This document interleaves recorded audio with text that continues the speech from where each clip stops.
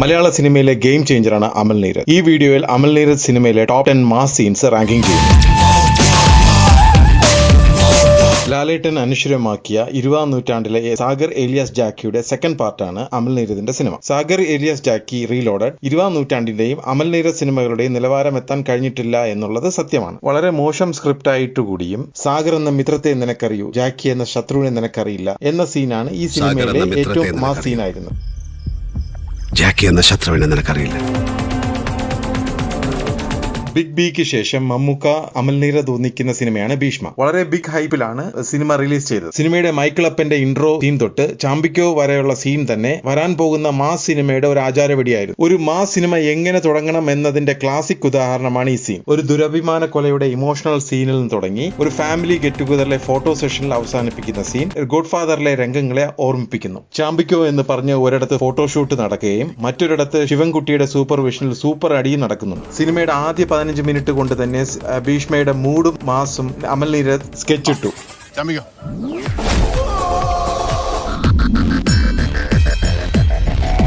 ഒരു സിനിമയിലെ നായകൻ പറഞ്ഞ എല്ലാ ഡയലോഗുകളും അടിപൊളിയാവുകയും അതിലെ ഭൂരിപക്ഷം ഡയലോഗുകൾ കൾട്ട് ക്ലാസിക് ആവുകയും ചെയ്യുന്ന എത്ര സിനിമകളാണ് മലയാളത്തിലുള്ളത്. ഈ അടുത്ത കാലത്ത് ഇറങ്ങിയ ആവേശത്തിലെ രംഗയാണ് അതിന് ഉദാഹരണമാണ്. ഇതുപോലെ സിനിമകൾ ഉണ്ടെങ്കിൽ കമന്റ് ചെയ്യുക. ഈ സീനിലെ എല്ലാ ഡയലോഗുകളും കൾട്ടായിട്ടാണ് മാറിയിട്ടുള്ളത്. പഴയ ബിലാലിനും മെഡിക്കും മാർക്ക് ചെയ്യാൻ പറ്റാത്ത ഏത് കോളനിയാടാ കൊച്ചിയിലുള്ളത് എന്ന തീപ്പൊരി ഡയലോഗും അത് കഴിഞ്ഞുള്ള ഒരു സ്വാഗ് വാക്കുമാണ് ബിലാലിനും മെഡിക്കും മാർക്ക് ചെയ്യാൻ പറ്റാത്ത ഏത് കോളനിയാടാ കൊച്ചിയിലുള്ളത്. ബിലാലിന് മുമ്പേ ആചാരവെടിക്ക് ഇറക്കിയതാണെങ്കിലും ബിലാലിനൊപ്പം തന്നെ വളർന്ന ഐറ്റമാണ് മൈക്കിളപ്പൻ. ഓൾറെഡി മമ്മൂട്ടി ഫാൻസ് ഇതിന്റെ സെക്കൻഡ് പാർട്ട് വേണമെന്ന് മുറവിളി കൂട്ടുന്നുണ്ട്. വിക്രം ഇറങ്ങുന്നതിന് 3 മാസം മുന്നെയാണ് ഭീഷ്മപർവം ഇറങ്ങിയത്. ഒരു പാൻ ഇന്ത്യൻ റീച്ച് ഇല്ലാത്തത് കൊണ്ട് മാത്രമാണ് വിക്രം ലെവലിൽ ബോക്സ് ഓഫീസിൽ ഇത് പോകാത്തത്. ഇതിൽ ഗരാജിലേക്കുള്ള സ്ലോ മോഷൻ എൻട്രിയും മൈക്കിളിന്റെ സ്റ്റൈലിഷ് സ്വാഗും സുഷീൻ സാമിന്റെ ബിജിഎമ്മും കൂടാതെ ഷൈനും ശിവൻകുട്ടിയും ബാസിയുടെ സ്വാഗ് കൂടി ശ്രദ്ധിക്കുക. നായകനൊപ്പമുള്ള ക്വാക്ടേഴ്സിന്റെ സ്വാഗ് നടത്തവും ഈ സീനിനെ എലിവേറ്റ് ചെയ്യുന്നുണ്ട്. ഫൈറ്റ് സീനിന് മുന്നേയുള്ള വളരെ സർക്കാസ്റ്റിക് ആയിട്ടുള്ള മാസ് ഡയലോഗുകളും തഗ് മറുപടികളും ഈ സീനിന്റെ ഒരു ഹൈലൈറ്റ് ആണ്. നെഫ്യൂസെ ഒരാൾക്ക് 3 വെച്ച് കിട്ടും എന്നൊരു മാസ് ഡയലോഗോട് കൂടി അടി അങ്ങ് തുടങ്ങുക. ഇതിലെ ഫൈറ്റ് സീൻസ് ഒക്കെ റോബോട്ടിക് ക്യാമറ കൊണ്ട് ചിത്രീകരിച്ചിരിക്കുന്നതാണ്. ആൾക്ക് 3 വെച്ച് കിട്ടും. ഗരാജിലെ ഇൻഡോർ സീന് ഭീഷ്മയ്ക്കും തല്ലുമാലയ്ക്കും മുൻപ് തന്നെ വളരെ സ്റ്റൈലിഷായി അവതരിപ്പിച്ചത് ബിഗ് ബിയിലാണ്. പഴകും തോറും വീര്യം കൂടുന്ന മുതലാണ് ബിലാൽ. ബിലാലിന്റെ ഒരു പോസ്റ്റർ പോലും ഇല്ലാത്തപ്പോൾ ബിലാലിന് ബിഗ് മൈ ഷോയിൽ 1.5 ലക്ഷം പേർ ഇൻട്രസ്റ്റഡ് കാണിക്കുന്നുണ്ടെങ്കിൽ അതിൽ നിന്ന് മനസ്സിലാവും ബിഗ് ബിയുടെ റേഞ്ച്. നാടൻ അടി മാത്രം കണ്ട നമ്മൾ സ്റ്റൈലിഷ് വാക്ക്, സ്വാഗ്, സ്റ്റൈലിഷ് സ്റ്റണ്ട് ഒക്കെ KGF-ന് 11 വർഷം മുന്നേ ബിഗ് ബിയിലാണ് കണ്ടത്. കാലത്തിന് മുന്നേ ഇറങ്ങിയ സിനിമയാണ് ബിഗ് ബി. കിങ് പോലെ രാജമാണിക്യം പോലെ നെടുനീളൻ ഡയലോഗ്സ് ഒന്നുമില്ല. സിമ്പിൾ ആൻഡ് പവർഫുൾ ഡയലോഗ്സ് മാത്രം. ഇൻട്രോവേർട്ടായ ബിലാലിന്റെ പവർ മമ്മൂട്ടിയുടെ ഫേസിലും കണ്ണിലും കാണാം. ഈ സീനിൽ ആദ്യം ബാലയുടെ സ്വാഗ് എൻട്രിയും പിന്നെ ബിലാലിന്റെ വിരട്ടൽ സീനും ഡയലോഗും ഒക്കെ ഈ സീനിനെ കൾട്ടാക്കി. ഉണ്ണിയാറിന്റെ ഡയലോഗ്സും സമീർ താഹിറിന്റെ ക്യാമറയും ഗോപി സുന്ദറിന്റെ BGM-ഉം കൂടി ഈ സീനിനെ എലിവേറ്റ് ചെയ്തു. ഫാൻസിന് ത്രില്ലിന് വേണ്ടി ഏറ്റവും കൂടുതൽ കാണുന്ന സീൻസ് ബിഗ് ബിയിലാണെന്ന് തോന്നുന്നു. മലയാള സിനിമയിൽ അധികം ഇല്ലാത്ത ജോണറാണ് വെസ്റ്റേൺ ക്ലാസിക്കൽ. അമൽ നീരദ് കേരളത്തിന്റെ കൾച്ചറും വെസ്റ്റേൺ കോൺസെപ്റ്റും ചേർത്ത് അവതരിപ്പിച്ച ഒരു സെമി വെസ്റ്റേൺ ക്ലാസിക് സിനിമയാണ് ഇയോബിന്റെ പുസ്തകം. മൂന്നാർ പൈൻ മരങ്ങൾക്കിടയിലുള്ള ഗൺഷോട്ട് സീനുകൾ മലയാള സിനിമയിൽ അതിനു മുന്നേ കണ്ടിട്ടില്ല. ഫഹദിന്റെ ആദ്യകാലത്തെ ഏറ്റവും മാസ് ക്യാരക്ടറാണ് അലോഷി. നായകനൊപ്പമോ അല്ല അതിന് മേലെ അഴിഞ്ഞാടിയ ക്യാരക്ടറാണ് അങ്കൂർ റാവുത്തർ. അമൽ നീരദ് സിനിമകളിൽ വില്ലനും നായകനും ഒരുപോലെ പ്രാധാന്യം കൊടുത്ത ക്യാരക്ടേഴ്സാണ് അലോഷിയും അങ്കൂർ റാവുത്തറും. ഇവരുടെ ഫേസ് ഓഫ് ആണ് ക്ലൈമാക്സ് സീൻ. അമൽ നീരദ് സിനിമകളിലെ ഏറ്റവും പവർഫുൾ വില്ലൻ ആരാണെന്ന് ചോദിച്ചാൽ അതിന് ഒരു ഉത്തരമേ ഉള്ളൂ, അങ്കൂർ റാവുത്തർ. ജയസൂര്യയുടെ കരിയറിലെ ഏറ്റവും മാസ് ക്യാരക്ടറാണ് അങ്കൂർ റാവുത്തർ. ഒരുപക്ഷെ ഇയോബ് റാവുത്തറിന് മരം വെട്ടാൻ സമ്മതിച്ചിരുന്നുവെങ്കിൽ മലയാള സിനിമയ്ക്ക് നഷ്ടമാകുന്നത് ഏറ്റവും സ്റ്റൈലിഷ് ആയ വില്ലനെയാണ്. ബിസിനസ്സുകാരുടെ ഡിപ്ലോമസിയും ഡിറ്റർമിനേഷനും കോൺഫിഡൻസും കൂടാതെ കുതന്ത്രങ്ങളും ഒന്നിക്കുന്ന ഒരു പക്ക കൂർമ്മ ബുദ്ധിയുള്ള ഒരു പതിഞ്ഞു ചിരിക്കുന്ന ഒരു വില്ലനാണ് അങ്കൂർ റാവുത്തർ. അമൽ നീരദ് സിനിമയിലെ ഏറ്റവും സ്റ്റൈലിഷ് വില്ലൻ എൻട്രിയാണ് അങ്കൂർ റാവുത്തർ.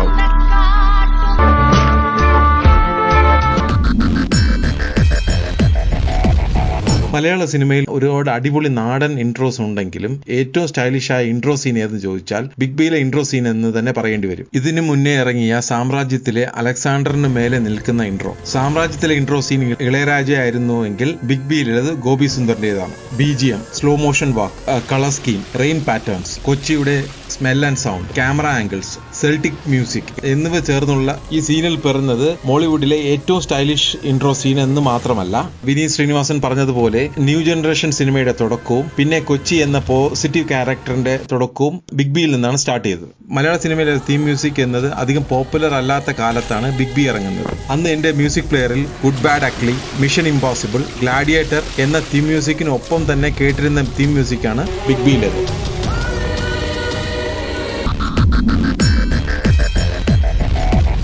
അമൽ നീരദ് സിനിമയിലെ ഏറ്റവും ഇന്റൻസ് സീനാണ് ജാവോ സീൻ. ഈ സീൻ ഇത്ര മാസാക്കിയത് മൈക്കിളിന്റെ മുഖത്തെ എക്സ്പ്രഷൻസ് ആണ്. കൂടാതെ സുഷീന്റെ BGMവും റൂമിന്റെ വിന്റേജ് ലുക്കും ഓരോ നടന്മാരുടെ എക്സ്പ്രഷൻസും ശിവൻകുട്ടിയുടെ ആർട്ടും ഒക്കെ ചേർന്നുള്ള ഈ സീനിന് വേറെ ലെവൽ തന്നെ എത്തിച്ചിട്ടുണ്ട്. വില്ലനായ രാജന്റെ കിടിലം കാർ എൻട്രിയോടുകൂടി ഇതിന്റെ മാസ് തുടങ്ങുന്നു. ഇത് വില്ലനും നായകനും തമ്മിലുള്ള ജസ്റ്റ് ഒരു മീറ്റിംഗ് സീനാണ്. അടിയും വെടിയും പുകയും ഒന്നും ഇല്ലാത്ത സീറ്റിലിരുന്ന് സംസാരിക്കുന്ന നായകനും വില്ലനും. റിവെഞ്ചിനായിട്ട് ഇങ്ങോട്ട് എനിക്ക് വരേണ്ട കാര്യമില്ലല്ലോ അങ്കിൾ എന്ന് പറഞ്ഞ് രാജൻ ആദ്യം സ്കോർ ചെയ്യുന്നുണ്ട്. പക്ഷെ ഈ സീനിനെ മാസ് ആക്കുന്നത് മമ്മൂട്ടിയുടെ പവർഫുൾ അഭിനയം കൊണ്ടാണ്. അക്കൗണ്ടന്റ് ഇത് കൊച്ചേലിയിലെ പയ്യനാണെന്ന് പറയുമ്പോൾ തന്നെ മൈക്കിൾ രാജന്റെ മുഖത്ത് നോക്കി മോൻ കൊച്ചേലിയിൽ ആരാ എന്ന് വളച്ചുകെട്ടില്ലാതെ വില്ലന്റെ മുഖത്ത് നോക്കി ചോദിക്കുന്നുണ്ട്. ഇവിടെ മൈക്കിളിന്റെ പവറിനെ കാണിക്കുന്ന സീനാണ്. ഈ സീനിൽ മമ്മൂട്ടി സിഗരറ്റ് വലിക്കുന്ന ഒരു ഫുൾ സീക്വൻസ് തന്നെ ഇതിന്റെ കൂടെ തന്നെ നടക്കുന്നുണ്ട്. ഒരു ശരാശരി പ്രേക്ഷകന് ആദ്യം ഇത് ശ്രദ്ധിക്കുന്നില്ല എങ്കിലും ഒരു ക്യാരക്ടർ എത്ര പവർഫുൾ ആണെന്ന് ഓഡിയൻസിന് സട്ടിലായി ബോധിപ്പിക്കുന്ന ഒരു കിടിലം പ്രോപ്പ് കൂടിയാണ് സിഗരറ്റ്.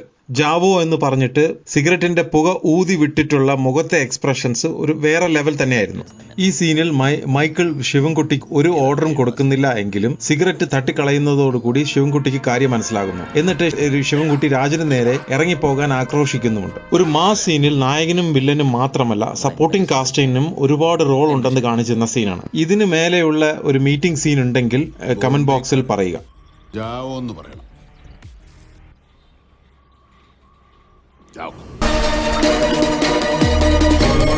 വരുത്തനിലെ ട്രാൻസ്ഫോർമേഷൻ സീനാണ് ഏറ്റവും ബെസ്റ്റ് സീനായിട്ട് നമ്മൾ കണക്കാക്കുന്നത്.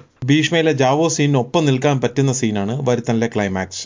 ഒറ്റ പോയിന്റിന് ജാവോ സീനിന് മുകളിൽ വരുത്തനിലെ ക്ലൈമാക്സ് നിൽക്കുന്നുണ്ടെങ്കിൽ അതിന് ഒറ്റ കാരണമേ ഉള്ളൂ, ഈ സീന് ഓഡിയൻസിൽ ഉണ്ടാക്കിയ ഇമ്പാക്റ്റ് ആണ്. സിനിമയിൽ ആദ്യത്തെ 2 മണിക്കൂർ കൊണ്ട് സിനിമയിൽ പറയേണ്ട കഥ അമൽ നീരദ് പറയുന്നുണ്ട്. പക്ഷേ ഓഡിയൻസ് ആയ നമ്മൾക്ക് തൃപ്തിയാകുന്നില്ല. വില്ലന്മാർക്ക് കൊടുക്കേണ്ടത് കൊടുത്തിട്ടില്ല എന്ന് മാത്രമല്ല, ഒരു അമൽ നീരദ് പടത്തിൽ ഒരു പ്രേക്ഷകന് കിട്ടേണ്ടത് കിട്ടിയിട്ടുമില്ല. അമൽ നീരദ് സിനിമയിലെ ഹീറോസ് മിക്കതും ഇൻട്രോവേർട്സ് ആണ്. ബിലാലിനെ പോലെ, അലൂഷിയെ പോലെ എബിനും ഒരു ഇൻട്രോവേർട്ട് ആണ്. മലയാള സിനിമയിലെ ഏറ്റവും മികച്ച സ്റ്റൈലിഷ് ട്രാൻസ്ഫോർമേഷൻ ആണ് വരുത്തനിലെ എബിൻ. ഈ സീനിലെ ട്രാൻസ്ഫോർമേഷൻ ഓഡിയൻസിന്റെ മൂഡിനെ 0 ലെവലിൽ നിന്ന് 100ലേക്ക് എത്തിച്ചു. വെറും പാവത്താനായിരുന്ന നായകൻ പെട്ടെന്ന് എങ്ങനെ മാസ് കാണിച്ചു? അതിന് ഉത്തരം അറിയണമെങ്കിൽ നായകന്റെ പാസ്റ്റ് അറിയണം. അത് ആർക്കും അറിയില്ല. അമലിന്റെ സിനിമയിലെ എല്ലാ മാസ് ക്യാരക്ടേഴ്സിനും ഒരു ചെറിയ ബാക്ക് സ്റ്റോറി എങ്കിലും ഉണ്ടാവും. പക്ഷെ ഇവന് ദുബായിൽ എന്തായിരുന്നു പണി എന്ന് പറയുന്നത് പോലെ എബിന് ഒരു ബാക്ക് സ്റ്റോറി നമുക്കറിയില്ല. അത് ഒരു പക്ഷെ യോബിയിലെ അലോഷി ആയിരിക്കാം, അതുമല്ലെങ്കിൽ വിക്രമിലെ അമറായിരിക്കാം. ഓരോ പ്രേക്ഷകനും ഓരോ അഭിപ്രായങ്ങളുണ്ടാകാം. നിങ്ങൾക്ക് നമ്പർ 1 ആയിട്ട് തോന്നിയ മാസ് സീൻ ഏതാണ്? അത് ഇവിടെ കമന്റ് ബോക്സിൽ പറയുക.